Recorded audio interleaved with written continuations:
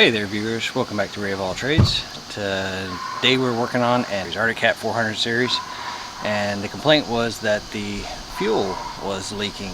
I don't know that it was a perpetual thing or if it was a one-time occurrence, but while we have it, we're going to take a look and see can we duplicate the problem.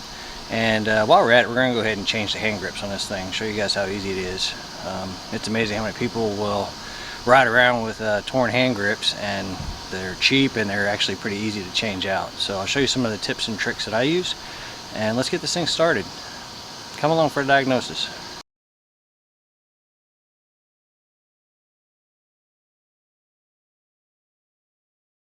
So we've got the standard worn out and sticky hand grips, and I ordered some off of Amazon, and they were actually pretty cheap. 233926 0001. I believe it's the 7/8 grip. Easiest way to do, just check to make sure before you get too far, make sure it's the same diameter, and this one is. So while I'm removing all of this, I'm going to drop these into some tap water that's as hot as I can get it, throw it into a bucket. I'll throw these in that bucket of water, let them start expanding and getting soft, clean all this off, use some alcohol, get the rest of it off of there, and then we'll just slide them right on. It's actually pretty easy, guys. So while those hand grips are soaking in a bucket of water, grab myself a box knife. Just go ahead and trim this out. Try not to scratch the paint off of the handlebars.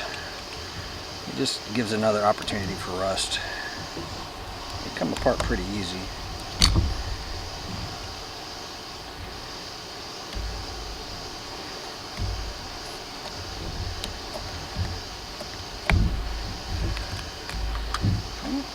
One off. I'm going to use some isopropyl alcohol and a rag.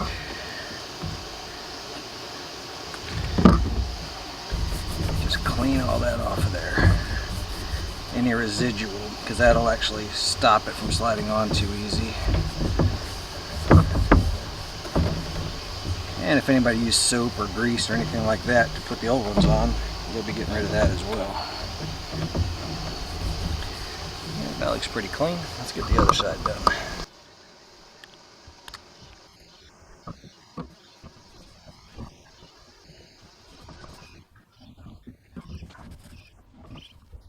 So I'm going to check these. Make sure you don't burn yourself. They've been soaking for a couple minutes. It's getting stiff right around about the 1 inch mark. Let's let these soak for about another 5 minutes. Okay, it's been soaking for about another 5 minutes. I'm going to turn them upside down, get all the water out of them. And you can feel that they're actually a lot squishier than they were. Make sure you have your orientation correct. These, I want the Scott name brand facing out. Most people don't care, but since I'm doing it for somebody else. Right, and just one swift motion, put them right on there. Try to burp any kind of air out of it that you can. We're going to let those cool down. Get the other side. All that out of there. One swift motion. And then try to burp the air out of it. All I'm doing is basically pushing the air that I can find out of there that might have been trapped. This helps it dry.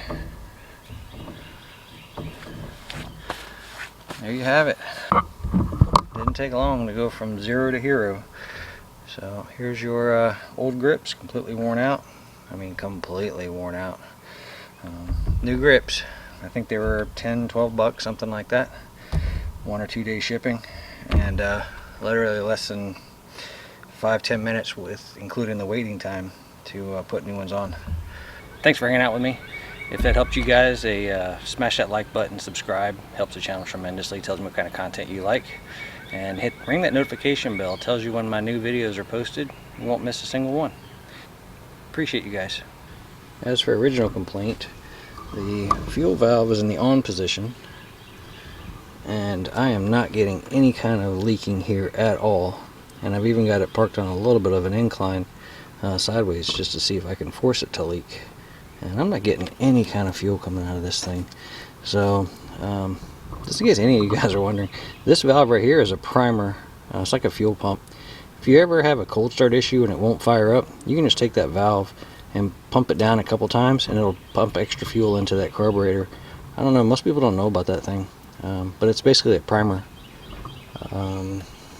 Yeah, I'm not seeing any kind of fuel leaking out of this thing at all, so I really don't want to tear the carburetor apart. I checked the oil, and the oil is exactly at the full mark. Doesn't smell like gas, and it looks clean as can be. I think my friend just experienced an anomaly where there might have been a piece of trash that floated into the carburetor, held it open, and just happened to catch it at the wrong time. But yeah, I really don't see anything wrong with it. I'll give him a call and see what he wants to do. I think just the hand grips in this thing today is likely all we needed.